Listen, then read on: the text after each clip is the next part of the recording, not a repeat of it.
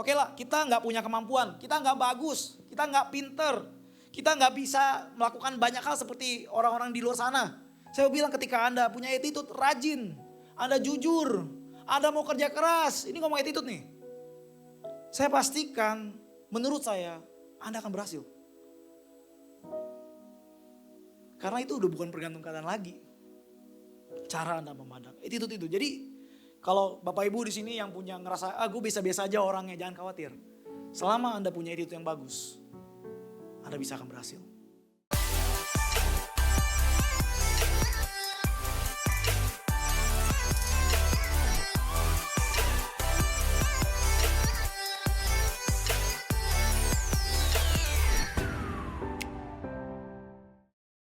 Baik, selamat pagi Bapak Ibu. Shalom semuanya. Kayak kurang semangat nih. Shalom. Nah biar lebih afdol, coba bangkit lagi dong. Bangkit dong sekali lagi dong. Coba tangannya. Tangannya seperti ini Bapak Ibu. Terus diaduin. Gini. Terus ucap syukur, terima kasih Tuhan. Untuk hari ini. Sudah dibuktikan kalau kita begini, aliran darah tuh bisa lancar. Biar kita connect dengan firman Tuhan, amin. Terus tepok bahunya bilang, saya siap dengar firman Tuhan. Saya siap diberkati, saya siap belajar, amin. Silakan duduk, tepuk tangan buat Bapak Ibu semuanya. Wow, dahsyat, haleluya. Nah, sekali lagi hari ini atau bulan ini kita masih sama seri attitude teman-teman Bapak Ibu semuanya. Nah, sekedar mengingatkan Bapak Ibu, kita udah belajar banyak dari minggu pertama, minggu kedua Bapak Ibu. Bapak Ibu masih ingat minggu pertama kita belajar tentang apa? Kita belajar tentang generous, kemurahan hati Bapak Ibu. Ternyata saya belajar banyak ketika kita mau menjadi murid Kristus, kita harus bermurah hati. Kenapa? Itu dua DNA-nya Tuhan harus dalam diri kita, amin. Saya mengingatkan bahwa murah hati itu bukan paksaan, bukan keadaan. Tapi karena ada DNA-nya Tuhan dalam kehidupan kita. Sehingga murah hati itu harus kita kerjakan Bapak Ibu, amin. Yang kedua, minggu kedua kita belajar apa? Attitude atau sikap seorang murid, amin. Kita belajar bahwa attitude atau sikap seorang murid itu seperti apa Bapak Ibu? Bersatu hati, bertekun, ada disiplin, hidup di dalam ketekunan kesatuan hati. Itu yang mesti kita punya Bapak Ibu. Dan saya percaya bahwa jemaat di tempat ini udah belajar banyak tentang attitude seorang murid. Amin. Dan minggu ini kita akan belajar dari the power of attitude Bapak Ibu. Ada kuasa, ada efek ketika kita bersikap benar, ketika kita melakukan hal-hal yang benar dalam kehidupan kita Bapak Ibu. Nah saya mau bilang gini Bapak Ibu. Bapak Ibu mungkin pernah mendengar statement seperti ini ya.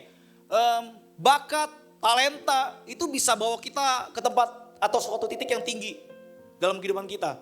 Namun untuk mempertahankannya supaya kita tetap ada di situ, stay di situ, butuh yang namanya attitude. Amin. Saking terkenalnya, saking powerfulnya attitude sampai orang bikin quotation seperti itu Bapak Ibu. Kita bisa dibawa dengan cepat oleh Tuhan, oleh kemampuan yang Tuhan berikan, oleh karisma kita di suatu titik, tapi di titik itu untuk tetap bertahan dibutuhkan yang namanya attitude. Nah pertanyaannya adalah attitude itu apa sih Bapak Ibu? Attitude itu apa? Saya coba next ya. Semoga gak salah, oh ya benar. Nah attitude atau sikap adalah perilaku yang dihasilkan oleh cara berpikir seseorang Bapak Ibu. Jadi ketika respons seseorang, sikap seseorang ternyata itu dihasilkan oleh cara berpikir seseorang. Outputnya keluar apa tergantung dia memikirkan apa Bapak Ibu. Dan ternyata attitude itu gak bisa dipengaruhi sama yang namanya keadaan. Itu keputusan. Amin. Nah saya mau bilang gini Bapak Ibu. Ada 3 macam attitude yang saya catat dalam catatan saya. Saya mulai yang pertama gini nih. Nah ada 3 macam attitude di dalam kehidupan kita. Pertama attitude atau sikap. Sikap terhadap sesama siapa? Sesama manusia Bapak Ibu. Nah pernah gak dalam hidup ini kita nih terhadap satu orang ini kita bisa rasanya hormat banget sama dia. Tapi di waktu yang sama orang yang berbeda kita bisa rasanya aduh. Bisa ngerti? Kita rasanya kehilangan respect dengan dia dan lain sebagainya. Kita gak menganggap. Di satu sisi bisa seperti itu Bapak Ibu. Pernah gak seperti itu Bapak Ibu? Saya yakin kita pernah mengalami seperti itu ya. Sama orang tertentu kita bisa hormat banget. Tapi di satu sisi sama orang tertentu juga kita bisa gak nganggap sama sekali loh. Ternyata bisa seperti itu Bapak Ibu. Nah ternyata cara berpikir kita tentang orang lain itu ada kelas-kelasnya loh. Nah sometimes kita bisa menghormati orang yang lebih baik dari kita. lebih kaya. Sometimes kita nggak bisa menghormati orang yang kurang kaya sepertinya. Dan saya percaya Rumah Harmoni nggak ada di sini. Nah yang kedua, attitude tentang apa sih? Attitude atau sikap terhadap diri sendiri, Bapak Ibu. Pernah nggak Bapak Ibu kadang-kadang mikir kepada diri sendiri nih, bahwa saya nggak pantas loh, saya nggak bisa loh, saya nggak layak loh. Dan ternyata cara kita berpikir seperti itu akan menimbulkan ketika kita menghadapi kegagalan nih, kita cenderung nggak pede untuk ngelewatin itu semua. Pernah nggak seperti itu Bapak Ibu? Nih bentar. Pernah nggak melewati seperti itu, kita rasa-rasanya nggak pede dan lain sebagainya, kita rasanya nggak bisa. Dan cara berpikir itu menurut saya adalah suatu kesalahan. Dan ketika kita berpikir seperti itu akan menentukan sikap kita mau coba lagi atau enggak. Cara kita memandang, cara kita berpikir tentang diri kita. Ada orang yang gengsi banget, maunya perfeksionis, gak mau kelihatan salah. Sehingga ketika disuruh coba sesuatu, dia takut karena ketika nanti dia salah dia akan kehilangan jati dirinya dan lain sebagainya. Dan dia gak berani untuk mencoba sesuatu dalam kehidupan dia. Ada orang-orang yang disuruh coba berdoa dan lain sebagainya. Mereka takut, nanti doa gue gak perfect nih. Doa gue gak bagus, kurang keren, lebih keren gembala kita Nico Dieter. Dan lain sebagainya. Yang ketiga adalah attitude apa sih? Attitude terhadap Tuhan Bapak Ibu. Nah, saya sangat diberkati kehadiran Tuhan, lawatan Tuhan pada pagi hari ini. Dimulai dari ketika pre-service pagi-pagi bersama teman-teman sebelum pelayanan. Sampai hari ini, sampai detik ini. Saya merasa kehadiran Tuhan begitu luar biasa. Dan saya percaya hari ini pun Bapak Ibu merasakan hal yang sama. Tuhan begitu melawat hidup kita. Tuhan begitu melawat apa yang sedang kita kerjakan. Nah pertanyaannya gini. Pernah nggak Bapak Ibu ketika worship, ketika menyembah Tuhan, Bapak Ibu bisa mengekspresinya begitu luar biasa. Namun di satu momen, di satu titik, Anda rasanya nggak bisa untuk angkat tangan aja. Anda rasanya tuh berat banget untuk melakukan sesuatu untuk Tuhan, menyembah Tuhan, berdoa dan lain sebagainya. Pernah nggak di titik itu Bapak Ibu? Nah ternyata itu adalah sikap kita, attitude kita terhadap Tuhan Bapak Ibu. Kita harus clear dulu nih bagaimana cara kita memandang Tuhan, bagaimana kita berpikir tentang Tuhan. Saya percaya bahwa ketika kita tahu bahwa Tuhan yang kita sembah itu luar biasa, dia tak terbatas, dia bisa melakukan segala sesuatunya. Saya percaya kondisi boleh berantakan di luar sana, tapi attitude kita ketika kita menyembah ada penyerahan penuh. Karena kita yakin dia sanggup. Dan itu gak mempengaruhi sikap kita dalam menyembah Tuhan. Nah saya berdoa bahwa pagi ini kita semua memiliki attitude. Karena attitude itu penting banget dan powerful banget Bapak Ibu. Nah saya catat kenapa sih attitude itu begitu penting dan powerful banget di dalam kehidupan kita Bapak Ibu. Sehingga kita gak boleh anggap remeh yang namanya sikap baik ini Bapak Ibu. Attitude ini Bapak Ibu. Nah yang pertama gini nih. Kenapa attitude begitu penting dan sangat powerful dalam kehidupan kita Bapak Ibu. Karena gini, attitude atau sikap akan menentukan jalan mana yang akan kita tempuh Bapak Ibu. Saya ulang. Attitude atau sikap akan menentukan jalan hidup yang kita tempuh. Siapa kita akan menentukan jalan hidup yang akan kita tempuh Bapak Ibu. Waktu saudara menentukan, misalnya nih ada orang yang dari kecil punya cita-cita lagi. Punya keinginan atau dari remaja dia merasa untuk tipu-tipu itu gak masalah. Untuk melakukan kecurangan itu gak masalah. Untuk bohongin orang tuh gak masalah. Yang penting gua cuan. Ada orang seperti itu Bapak Ibu. Dan ketika dia punya sikap seperti itu, maka ketika dia melakukan itu, dia akan ketemu dengan orang-orang yang sama seperti itu Bapak Ibu. Pintu itu akan terbuka dan dia akan ketemu dengan orang-orang yang sama sefrekuensi sehingga dia akan hidup seperti itu. Dia akan hidup tipu-tipu, yang penting gua kaya, dia akan bohongin orang dan lain sebagainya, yang penting ada cuan buat gua. Dan sampai satu titik ketika dia ada di ujung jalan sana, orang-orang menilai dia apa? Orang ini kaya sih, tapi sayang, dia suka nipu, dia bohong, dia culas dan lain sebagainya. Pertanyaan gini, saudara mau bagaimana hari ini? Kalau hari ini kita sering rasis, kalau hari ini kita sering pilih-pilih teman, kalau hari ini kita sering lihat situasi kehidupan orang lain. Ini saya mau bilang itu akan membuka pintu-pintu ke depan kita akan seperti apa Bapak Ibu. Kita akan bertemu dengan orang seperti itu. Karena attitude akan menentukan jalan hidup kita Bapak Ibu. Kalau Anda jujur, kita yang dari kecil suka jujur, maunya menghargai orang lain, maunya bisa menghormati orang lain, gak maulah jalan-jalan seperti itu. Percaya deh, pintu-pintu yang akan terbuka, Anda akan ditemukan dengan orang-orang gak seperti itu Bapak Ibu. Dan sampai suatu titik, orang-orang akan menilai Anda di satu ujung jalan sana. Suri itu orangnya baik banget loh. Dia orangnya dermawan banget. Goban. Dia orangnya dermawan banget. Generous banget, suka nolong orang banget. Di titik itu orang akan menilai hidup kita Bapak Ibu. Nah, yang kedua, kenapa itu begitu penting dalam kehidupan kita? Yang kedua ini Bapak Ibu. Attitude akan mengubah, sikap akan mengubah hal yang negatif menjadi positif. Sebaliknya Bapak Ibu, sikap yang positif, negatif akan berubah jadi positif dan negatif menjadi positif Bapak Ibu. Nah, contoh negatif yang dalam Alkitab kira-kira siapa Bapak Ibu? Saya yakin dalam pikiran kita ada Yusuf, nama Yusuf. Situasi yang negatif jadi positif Bapak Ibu.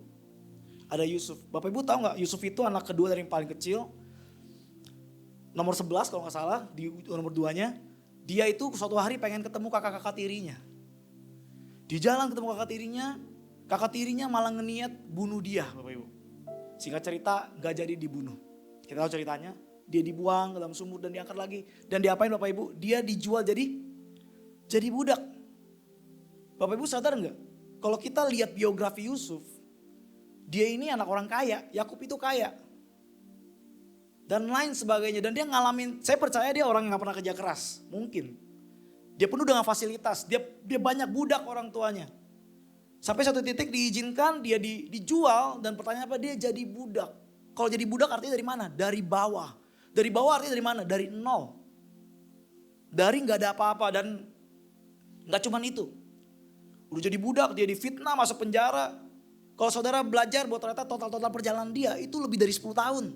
Itu bukan waktu yang cepat, bukan waktu yang gampang untuk kita lewatin kalau kita di posisi itu. Nah yang luar biasa gini, Yusuf itu punya attitude yang positif.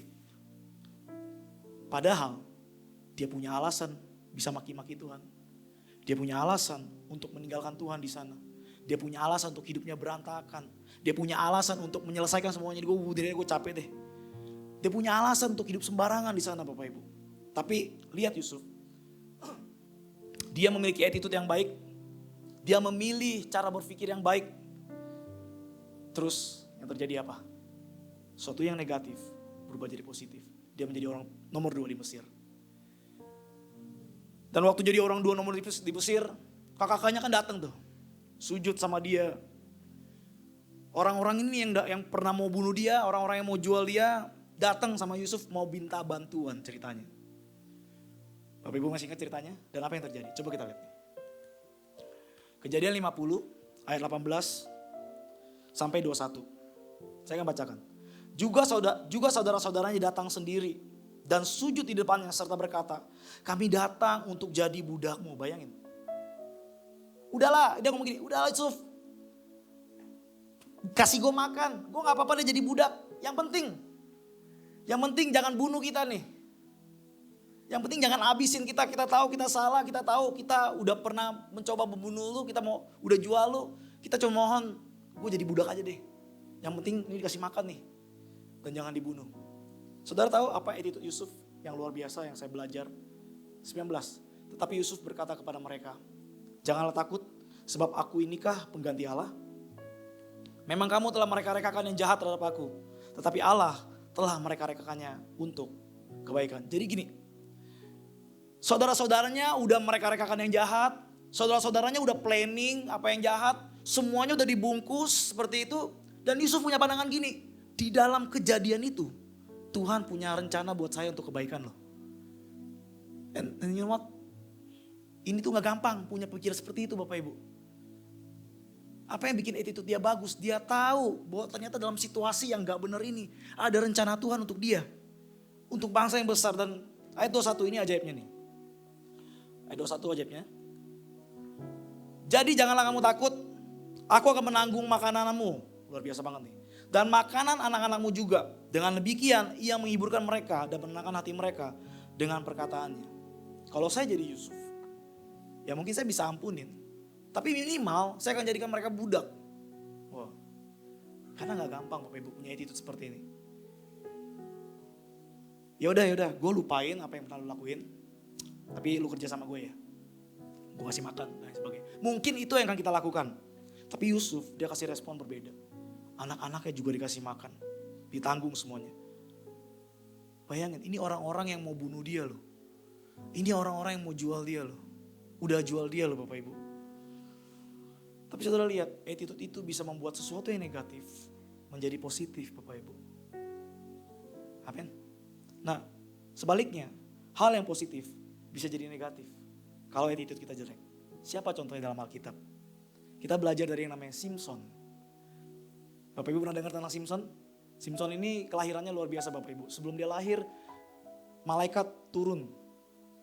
Salah satu orang yang ketika dia sebelum lahir, malaikat turun. Ada Yesus, ada Ishak, ada Yohanes. Dia salah satunya. Dan Anda tahu, Alkitab tulis bahwa dia lahir dengan kekuatan super. Dia punya kekuatan di mana orang lain gak punya. Benar gak? Tapi saudara tahu gak? Simson itu gak cuma lahir dengan kekuatan super. Dia lahir dengan nubuatan-nubuatan. Dan lain sebagainya. Attitude dia berakhir membuat dia di akhir hidupnya. Kalau Bapak Ibu nyimak, Yusuf dari budak menjadi raja.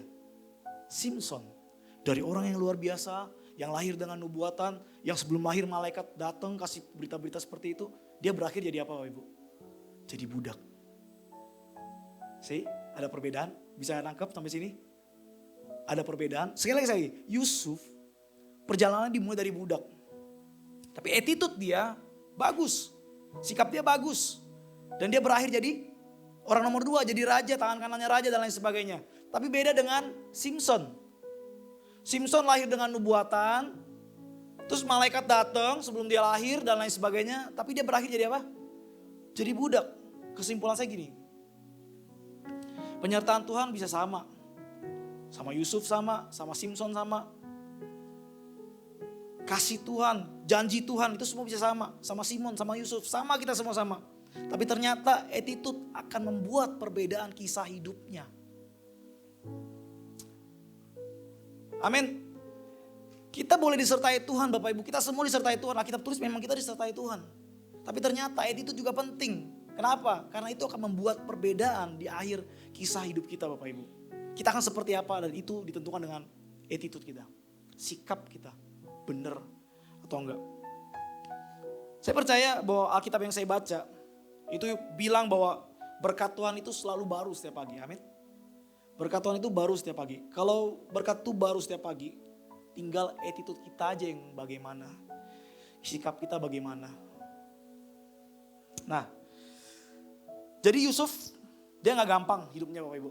Gak gampang banget, dia dijual jadi budak. Bapak Ibu lihat, waktu dia jadi budak, dia jadi budak teladan loh, Alkitab tulis loh. Waktu dia jadi budak, di titik terendah dia, Alkitab tulis dia jadi budak teladan. Ini powerful banget Bapak Ibu. Dan sampai bosnya tuh jadiin orang dia kepercayaan dengan kekuasaan penuh atas rumahnya, kecuali istrinya ya. Diatur semuanya Bapak Ibu. Kalau saya boleh kesaksian Bapak Ibu. Waktu itu ada anak muda nyamperin saya, dia keluh kesah tuh sama kerjaan dia. Kok gue disuruh lembur, gue gak dibayar.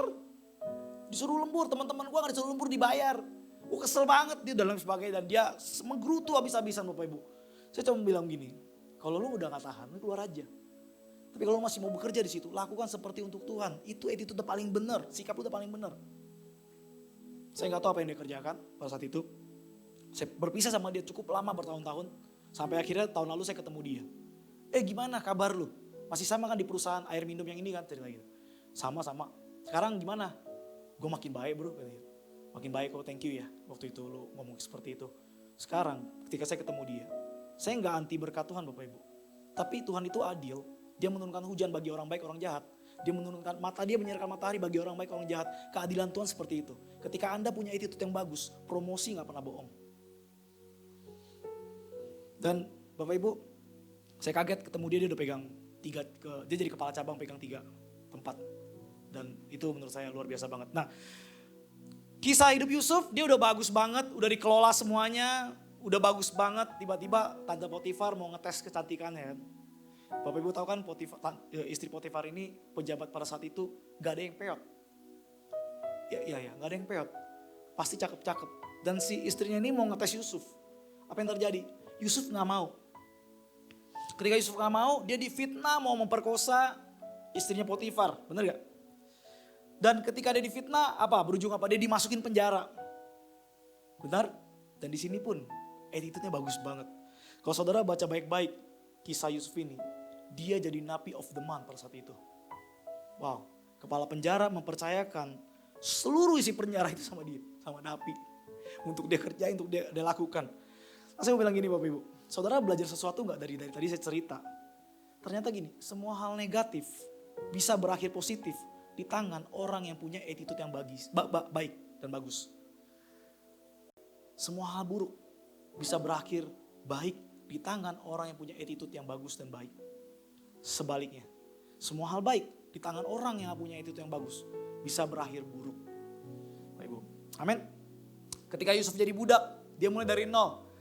Attitude-nya bagus, jadi budak teladan. Dia masuk penjara, attitude-nya bagus, dia jadi napi of the month. Oh, luar biasa banget. Semua hal negatif bisa menjadi positif ketika di tangan orang yang punya attitude yang baik. Itu kuncinya Bapak Ibu. Dan sebaliknya, hal yang negatif di tangan bisa menjadi yang positif bisa jadi negatif di tangan orang yang attitude-nya negatif. Nah, yang membedakan sekali lagi bukan penyertaan Tuhan Bapak Ibu. Kita semua ini disertai Tuhan, percaya deh. Percaya Anda dan saya disertai Tuhan. Gak ada pilih-pilih kasih itu, Tuhan menyertai kita. Dan masalahnya adalah attitude itu penting. Sikap kita terhadap diri sendiri itu gimana? Sikap kita terhadap sesama itu gimana? Sikap kita terhadap Tuhan itu bagaimana? Dan itu yang membedakan Bapak Ibu. Itu yang membedakan bagaimana sikap kita terhadap hal seperti itu. Next, selanjutnya. Kenapa attitude penting dan sangat powerful? Attitude menjadi penentu keberhasilan di dalam hidup ini. Sekali lagi, attitude menjadi penentu keberhasilan di dalam hidup ini. Attitude, saya bilang gini, lebih penting daripada skill. Saya gak sesat, benar deh. Attitude lebih penting daripada skill atau bakat dan kemampuan seseorang. Orang boleh hebat. Anda bisa lihat orang-orang hebat, banyak gak? Banyak. Anda bisa lihat orang-orang yang begitu luar biasa, tapi kalau attitude-nya jelek saudara, dia gak akan jadi. Gak akan bertahan lama. Dia bakatnya luar biasa banget loh. Bukan kaleng-kaleng loh. Tapi kalau attitude-nya gak bagus, gak akan jadi. Setuju Bapak Ibu? Nah, saya cepat aja, saya pernah mencatat rumusan seperti ini Bapak Ibu. Saya pernah mencatat dalam satu sharing hamba Tuhan ini Bapak Ibu. Kemampuannya positif, sikapnya negatif, sama dengan gagal. Sekali lagi, kemampuannya positif, sikapnya negatif, sama dengan kegagalan. Kemampuan dia positif nih Bapak Ibu, ini orangnya hebat banget. Tapi kalau attitude-nya negatif atau sikapnya negatif, dia males, dia gak jujur, gak bisa bertanggung jawab. Saya mau bilang ujungnya pasti gagal. Beneran. Dia oke, dia punya kemampuan, tapi sikapnya gak punya. Dia akan gagal. Pernah ketemu orang hebat, tapi ternyata dia gak jujur. Pernah ketemu orang hebat, tapi dia orang yang nakal. Pernah ketemu orang hebat, ternyata dia gak on time orangnya, attitude-nya gak bagus. Dan berakhir dengan tidak ada deal sama sekali. Terjadi Bapak Ibu. Nah yang kedua adalah kemampuannya negatif. Sikapnya positif, ini kabar baik. Sama dengan kita bisa berhasil. Oke lah, kita gak punya kemampuan, kita gak bagus, kita gak pinter. Kita gak bisa melakukan banyak hal seperti orang-orang di luar sana. Saya bilang ketika Anda punya attitude rajin, Anda jujur, Anda mau kerja keras, ini ngomong attitude nih. Saya pastikan, menurut saya, Anda akan berhasil. Karena itu udah bukan bergantung keadaan lagi. Cara Anda memandang, attitude itu. Jadi kalau Bapak Ibu di sini yang punya ngerasa, gue biasa-biasa aja orangnya, jangan khawatir. Selama Anda punya attitude yang bagus, Anda bisa akan berhasil. Yang terakhir, kemampuannya bagus nih. Sikapnya bagus nih. Sama dengan booming Bapak Ibu. Dia punya kemampuan. Dan attitude-nya juga bagus banget. Dia mau belajar, dia rajin. So banyak kita lihat kawan-kawan kita ternyata bisa berhasil di dalam kehidupannya. Dan luar biasa banget. Nah, saking powerfulnya attitude Bapak Ibu. Ada quotation ngomong seperti ini. Kalau kita nggak punya modal, pastikan kita punya sikap yang baik. Modal ini saya bilang bakat, kemampuan, karisma, apapun itu. Pastikan hidup kita punya sikap yang baik Bapak Ibu. Oke? Mau ya, punya sikap yang baik ya. Nah, yang keempat, kenapa attitude begitu penting dan powerful? Nah, ada jam. Karena attitude atau sikap kita menceritakan tentang Tuhan. Saya pernah dengar Pastor Jeffrey Rahmat khotbah, dia pernah ngomong gini. Seandainya nih ya, ini seandainya Bapak Ibu, seandainya kita ini semuanya salesman dan saleswoman-nya Tuhan. Seandainya nggak beneran kok, nggak beneran. Kita ini disuruh nawarin produk yang namanya Yesus, kira-kira kayak gitu. Kita salesman-nya Tuhan, kita saleswoman-nya Tuhan. Ini produk terbaik banget, ini produk bagus banget, ini luar biasa banget dan dibagikan secara gratis. Kira-kira Bapak Ibu, hal yang terbaik, hal yang luar biasa, hal yang gratis. Menurut Bapak Ibu, mereka akan terima nggak? Orang mau terima nggak kira-kira hal seperti ini? Mau ya? Oh kurang form nih ngomongnya nih. Mau atau enggak? Mau ya? Nah sekarang coba kita renungkan pertanyaan ini. Ya. Berapa banyak orang yang udah terima Yesus lewat hidup saudara dan saya? Sekali lagi. Berapa banyak orang yang udah terima Yesus lewat hidup saya dan saudara? Yesus terbaik. Yesus luar biasa. Tapi kenapa orang gak mau terima Yesus lewat hidup kita Bapak Ibu?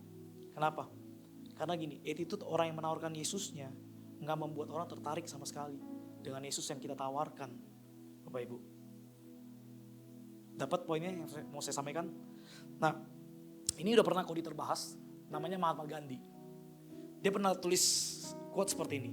Saya suka dengan Yesus kamu, tapi saya tidak suka dengan kekristenan kamu. Kita tahu ceritanya, dia datang ke sebuah gereja dengan baju tradisional India. Dia adalah bapak India yang luar biasa banget.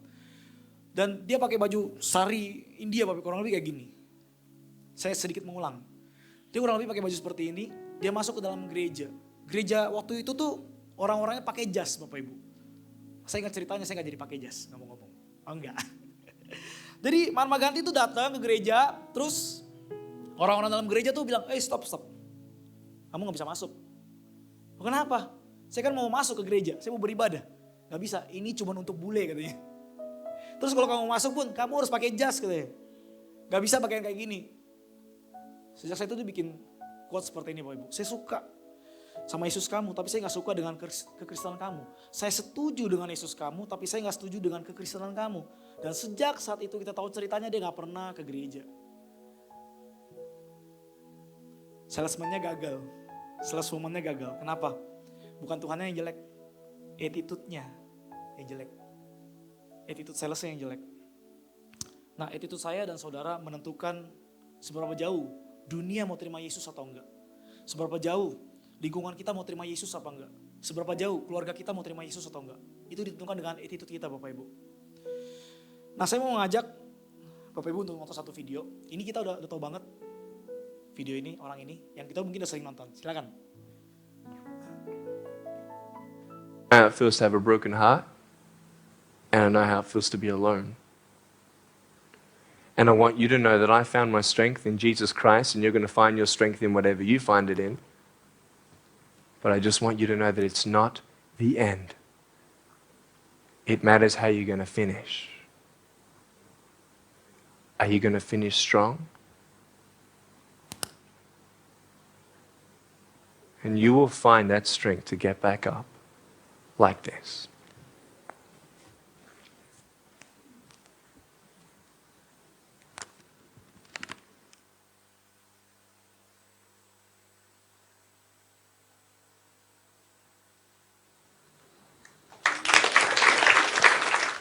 Oke. Jadi namanya Nick dipanggilnya. Nick Fujijik kalau gak salah ya. Dan dia gak selalu khotbah di gereja Bapak Ibu. Dia tuh ngomong di mana-mana. Dan masalah gini, ketika dia ngomong orang mau dengar. Ketika dia ngomong orang mau dengar. Bahkan saudara sepupu kita nih kabarnya nih. Ketika nonton video ini mereka penasaran. Pengen ketemu secara langsung. Dengerin si Nick ini ngomong, Nick ini ceramah. Ngomong tentang bagaimana hidup dia kok bisa seperti itu. Masalahnya gini, video yang tadi kita nonton dia ngomong soal apa? Soal Yesus. Soal Tuhan, bener gak? Tapi dia nunggu Nick ngomongin ini loh. Ngomongin soal Tuhan loh. Kenapa? Karena attitude-nya menarik Bapak Ibu. Attitude-nya bikin orang pengen tahu. Dia punya 1000 alasan untuk mati. Sorry ya, lahir kayak begini. Sorry bukan merendahkan. Dia punya 1000 alasan untuk putus asa. Dia punya 1000 alasan buat hujat Tuhan. Dia punya 1000 alasan untuk bunuh diri. Dan orang penasaran pengen ketemu dia. Kenapa lu punya 1 alasan untuk hidup dalam sukacita itu? Orang-orang penasaran tuh. Pengen dengerin dia tuh. Dan kenapa ya orang-orang gak mau denger tentang Yesus dari kita? Coba self-checking. Jangan-jangan attitude kita gak bagus. Jangan-jangan sikap kita selama ini gak seperti yang kita ngomong di gereja dan lain sebagainya. Jangan-jangan saya pun seperti itu. Video kedua. Cause in her mind there is more to life than being someone. But deeper down she has found the one thing will make me feel love. So she is looking for it in all the wrong places. You're beautiful. You're beautiful.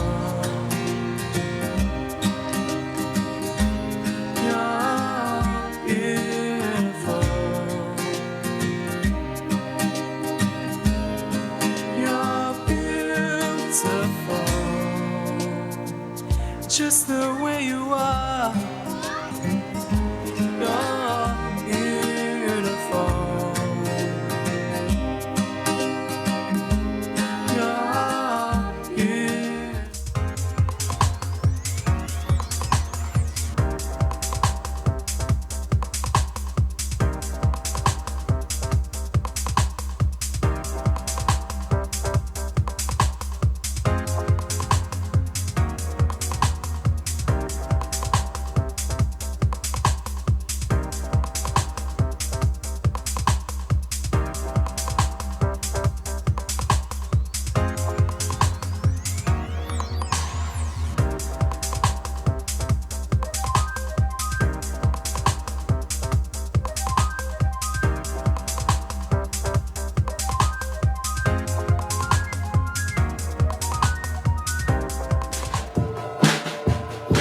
Ini buat gantiin Wahyu nih.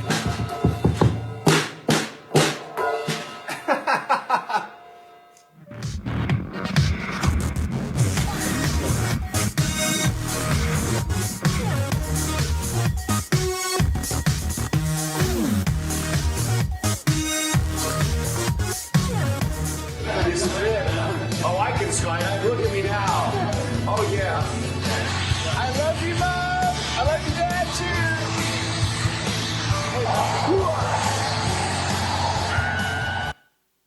Oke. Nah, video ini bukan saya tunjukkan untuk menceritakan tentang dia Bapak Ibu. Jadi ada maksud kenapa saya How membuat it video feels to ini. have a broken heart. Oke, jadi ada maksud kenapa saya pengen cerita tentang video ini. Saya mau kasih tahu Bapak Ibu bahwa ada attitude yang luar biasa yang Nick mau kasih lihat kepada kita Bapak Ibu. Dia ini ternyata kalau kita lihat kisahnya, baca kisahnya, dia ini pengen bunuh diri loh Bapak Ibu. Sampai suatu kali dia ketemu alasan kenapa Tuhan bikin dia lahir seperti ini dan dia mau setuju sama Tuhan. Punya maksud tertentu. Dan dia memutuskan untuk setuju sama Tuhan. Dan dia menikmati hidupnya dan dia menjadi berkat Bapak Ibu. Nah pertanyaan Bapak Ibu, kalau Bapak Ibu lihat dari video ini Bapak Ibu. Jujur ya, kita punya kemampuan lebih dari dia gak? Modal yang saya maksud. Lebih. Kita diciptakan sangat sempurna. Kaki kita lengkap, tangan kita lengkap. Tapi pertanyaannya kenapa dia begitu luar biasa bisa jadi berkat. Tapi terkadang kadang-kadang hidup kita, bukan saya menghakimi, saya pribadi deh. Kadang-kadang saya pribadi, kenapa hidup saya tuh gak pernah jadi berkat buat orang lain. Jangan-jangan jawabannya adalah gini, attitude Bapak Ibu. Sikapnya Bapak Ibu yang bikin orang tertarik sama siapa yang dia sembah. Sama siapa yang bikin dia seperti ini. Sikapnya Bapak Ibu. Dan yang keren gini, dia tuh jadi penulis buku. Dia pembicara, motivator, dan dia pengusaha, bahkan dia pernah main film, dia menang Bapak Ibu. Nah pertanyaannya bagaimana dengan kita? Bagaimana dengan kita? Kok gimana sih caranya kita bisa mengembangkan sikap kita yang positif kok? Nah saudara mungkin bertanya-tanya nih, Gimana dong? Kalau gitu oke dah, kita ngomong soal attitude. Kita ngomong soal sikap. Oke, gue tahu gue harus bersikap baik. Pertanyaannya gimana caranya gue untuk ngubah itu? Oke, gue tahu deh. Nah, saya mau mulai dengan pertanyaan ini Bapak Ibu. Saudara mau tahu caranya? Pertanyaan ini mesti kita renungkan nih. Coba cek dulu bersama-sama sebelum kita mau mengembangkan attitude. Pertama gini. Bagaimana kita bisa sadar kalau attitude kita lagi gak baik? Kita mulai merenung dulu nih. Bagaimana kita bisa sadar kalau attitude kita lagi gak baik? Ini paling penting. Nah, Amsal ini ngomong gini. Amsal 21 ayat 2 ngomong gini. Setiap jalan orang adalah lurus menurut pandangannya sendiri. Tetapi Tuhanlah yang menguji hati. Apa sih maksudnya dia ngomong kayak gini? Setiap orang tuh kadang-kadang merasa dirinya benar. Dan ternyata ini masalah loh Bapak Ibu. Kita ini selalu merasa diri kita benar. That's why kenapa attitude kita gak pernah bisa berubah. Sikap kita gak pernah bisa berubah karena kita ngerasa gue udah cukup baik. Gue udah cukup bisa melakukan hal yang baik. Dan sambil saya khotbah, saya sharing seperti ini. Suami istri mulai nyenggol-nyenggol. Ini khotbah buat lu nih. Si istri juga nyenggol, ini khotbah buat lu nih. Dengerin nih. Mertua. Ini buat menantu gue nih. Sebaliknya menantu, ini buat mertua gue nih. Dia mesti denger. Terus temennya gak hadir, aduh sayang banget. Si Bodi gak hadir, harusnya dia denger nih. Ini cocok untuk dia nih. Terkadang dari hal seperti ini aja, kita ngerasa diri paling bener. Yang kita ingat siapa? Orang lain yang mesti berubah, bukan gua. Ini cocok nih buat Anthony. Ini cocok nih buat Aling. Bukan gua nih, gak cocok buat gua. Udah cukup baik. Masalahnya gitu, kita gak sadar bahwa ternyata kita yang harus berubah. Nih, saya kasih ilustrasi gini. Ada kapal perang Amerika, suatu hari dia lagi jalan. Dia lagi seperti biasa patroli, tapi ternyata pada saat itu cuaca lagi berkabut. Dia gak bisa lihat jalan di depan dia. Dan ketika dia lagi jalan, dia ngeliat ada lampu dari seberangnya. Wah, dia panik. Si Takoda ini langsung ambil mic. Di sini Angkatan Laut Amerika memerintahkan bahwa kita akan segera tabrakan. Anda harus ke kanan 10 derajat. Terus tiba-tiba terdengar suara dari seberangnya. Di sini mercusuar, Anda yang harus belok ke kiri 10 derajat. Gitu. Saudara ngerti gak cerita ini maksudnya? Kadang-kadang yang harus berubah itu kapalnya, bukan mercusuarnya. Yang harus berubah itu kapalnya, bukan mercusuarnya. Yang harus berubah itu bukan keadaan, yang harus berubah itu bukan orang lain, yang harus berubah itu saya. Amin. Yang harus berubah itu saya. Yang amin cuma satu. Ya memang gak mudah sih memang. Yang harus berubah tuh saya, kita yang harus berubah. Sometimes kenapa hidup kita gak mengalami apa-apa? Karena kita selalu berharap yang gak bisa diubah, kita pengennya berubah. Makanya saya catat saya gini nih. Sadarkah saudara bahwa kekacauan seringkali terjadi akibat upaya kita mengubah keadaan yang tidak dapat kita ubah. Dan tidak mengubah apa yang harus dan sebenarnya bisa diubah. Saya ulang ya. Sadarkah saudara bahwa kekacauan seringkali terjadi akibat dari upaya kita mengubah keadaan yang tidak dapat kita ubah. Dan tidak mengubah apa yang harus dan sebenarnya bisa diubah. Saya mau ajak saudara memikirkan kalimat ini. Seringkali dalam rumah tangga kita kacau kan, kita berantem sama suami istri. Karena apa? Ya kita ngerasa yang harus dirubah dia. Padahal Anda tahu sendiri ya kalau suami-suami istri itu ya produknya gitu ya. Dan lain sebagainya. Yang harus berubah tuh harusnya kita. Seringkali yang terjadi dalam kekacauan ini ternyata kita berusaha mengubah sesuatu yang gak bisa diubah dan di luar kendali kita. Di luar kendali kita. Contoh, Bapak Ibu yang mungkin tahu dulu tuh ada peninggi berat badan ya. Kaos kaki peninggi berat badan. Terus susu peninggi berat badan buat tulang dan sebagainya. Nah, kalau tinggi Bapak Ibu 145 cm. Udah gak usah pakai ini, gak usah pakai gini Bapak Ibu. Gak bisa. Coba lihat induk kalian deh, lihat orang tua kalian. Tingginya aja gak nyampe 150. Tapi berharap pakai gitu-gituan, Anda berharap berubah sesuatu yang harusnya diubah, yang udah DNA-nya begitu. Saudara berusaha minum susu dan lain sebagainya. Bahkan kita tahu cerita tentang Michael Jackson yang mengubah warna kulitnya, bener gak? Dia ubah, orang kulit hitam, dia ubah jadi seperti dan lain sebagainya. Ada suami-suami marah sama istrinya dan dia bilang, lu harusnya jadi kayak itu dong, istri tetangga dong. Harusnya jadi kayak istri tetangga itu dong. Harus ramah, jangan ngomel-ngomel, cerewet banget. Harusnya jadi kayak istri tetangga tuh orangnya baik, suka ngobrol. Dan ternyata ketika dites kepribadian, istrinya orangnya stabil, kagak bisa cerewet. Kekacauan terjadi seringkali karena kita merasa orang yang mesti berubah itu orang lain. Orang yang mesti berubah itu orang lain, ketika kita merasa kacau pasti seperti itu. Jadi kalau saudara lagi gak happy, lagi gak bahagia, coba cek. Jangan-jangan yang harus dirubah itu sikap kita loh. Sikap saya, sikap Bapak Ibu, bukan keadaan seringkali. Bukan keadaan seringkali. Jadi sebelum kita masuk bagaimana caranya, saya bilang gini, yuk Rumah Harmoni kita timbulin yuk awareness bahwa kita ini bukan orang sempurna. Saya yang harus berubah, saya masih banyak kekurangan. Kita ini bukan orang sempurna. Dengan kita punya sikap seperti itu, saya percaya bahwa ketika kita punya sikap seperti itu, saya percaya kita bisa hidup lebih baik dan punya sikap lebih baik terhadap sesama kita dan orang lain, Bapak Ibu. Nah, gimana caranya supaya kita bisa berubah? Gimana caranya? Ini Bapak Ibu. Bagaimana caranya supaya saya memiliki attitude yang benar, attitude yang baik, attitude yang benar Bapak Ibu. Nah, Bapak Ibu tahu ternyata sikap atau respon kita itu buah dari pikiran kita loh Bapak Ibu. Saya baca di buku apa saya lupa deh. Pikiran kita ditentukan dari nilai atau value kita dalam hidup kita. Value itu ditentukan lagi dari habit, dari kebiasaan-kebiasaan yang kita kerjakan Bapak Ibu. Nah, saya bilang gini, ada orang yang punya prinsip, kalau lu baik sama gue bisa lebih baik lagi. Pernah dengar? Sebaliknya nih, lu jahat sama gue bisa lebih jahat lagi. Waduh, sadis ya. Pernah denger ya, pasti kayak gitu ya. Lu baik sama gue bisa lebih baik lagi. Lu jahat sama gue bisa lebih jahat lagi. Kalau itu nilai atau prinsip yang dia hidupin Bapak Ibu. So bilang gak heran kalau ada yang tiba-tiba jahatin dia. Responnya, sikapnya dibales. Karena dia punya prinsip seperti itu, nilai kehidupannya seperti itu Bapak Ibu.